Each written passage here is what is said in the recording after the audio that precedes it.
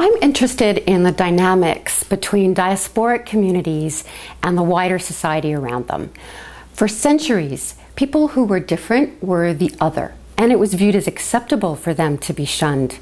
Different from the norm, the majority was lesser.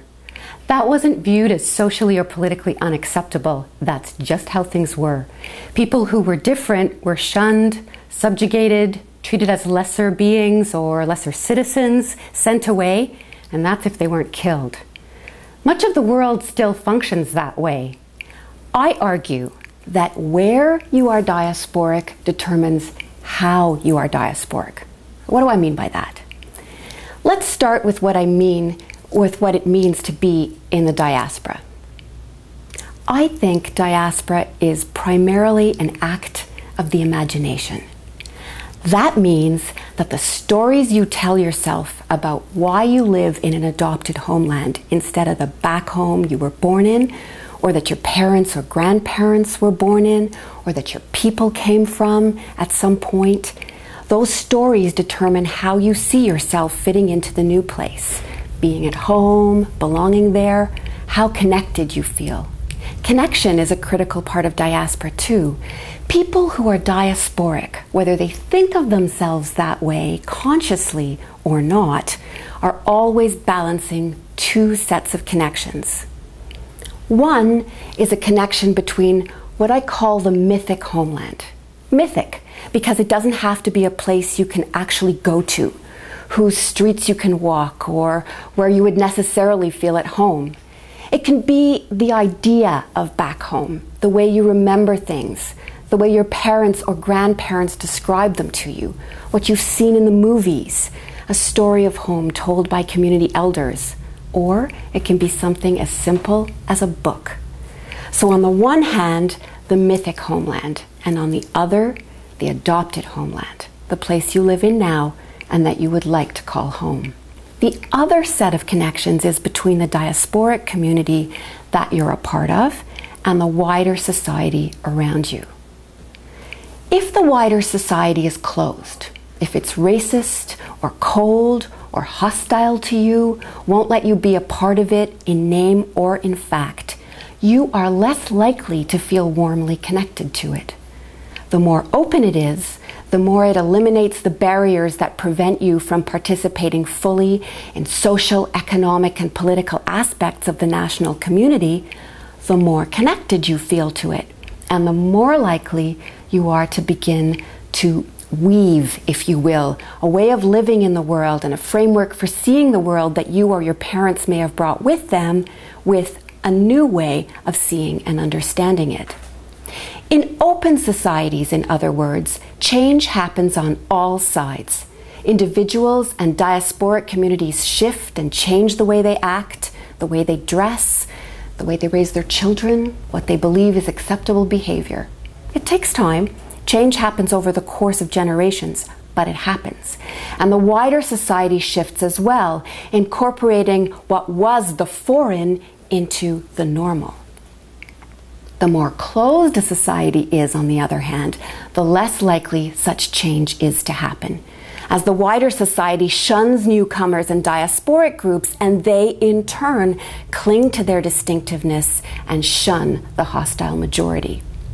And in the same way that the stories you came with, or that your parents or grandparents came with, affect your sense of place and connection, so too are those stories affected by the openness or hostility of the wider society. In response to hostility, we embellish stories of pain and rejection. We harden ourselves, we cling to our distinctiveness, and take pride in our outlier status. In response to warmth, on the other hand, there's a greater chance that we'll soften those old, anguished stories and allow them to fade a little, to become artifacts, relics, perhaps the foundation stones of change as we relax into our new lives. In terms of the identity of diasporic individuals and communities, and in terms of the identity and social cohesion of the wider society, these questions make all the difference. I would argue that Canada's greatest strength is that, slowly and not uniformly, but rather inexorably, it is willing to have its very identity challenged and altered. Most national communities are very resistant to that idea. France, the Netherlands, and Denmark are obvious examples here, although it's not a phenomenon that's restricted to Europe. Canada has a terrible history of racism and discrimination, let's not pretend otherwise. But in the late 20th century, we sort of stumbled into being a relatively open society. And at a certain point, it became important to us to be serious about creating a socially just, diverse society. I would argue, in order to differentiate ourselves from Americans. We stumbled into it, and now we have to figure out exactly what it means. If creating a socially just, diverse society means essentially no discrimination and no barriers so that one's background, ethnicity, color, religion, gender, sexual preferences, etc., are not in any way a factor in terms of moving about socially, politically, or economically, Canada has a long way to go. There are a tremendous number of barriers still in place. There's still an awful lot of discrimination. But we, and I don't mean just governments, I mean civil society organizations, I mean all levels of society, I mean a plurality of individuals are willing to engage in the huge conversation about what and who we are as a society. And there is, I contend, a space to have this conversation and to keep trying to figure it out.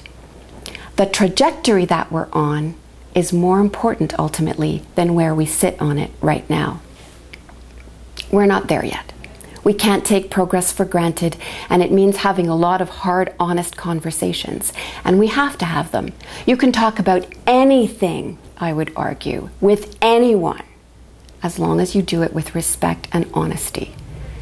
So first of all, we have to figure out how to have the conversations, and then we have to have those conversations about all the tough stuff, because we're carving new ground here. No one's ever done it quite the way we're trying to do this. I don't know if we'll succeed or not, but we sure have to try. A lot's riding on it. Let's put it this way. It's like we're all in this big diverse marriage together, and if we can figure it out, if we can indeed create this socially just, diverse society, we'll have figured something out that has thus far evaded humanity throughout history. If we can't figure it out, the divorce will be messy, nasty, and very potentially violent. I think we have to figure it out.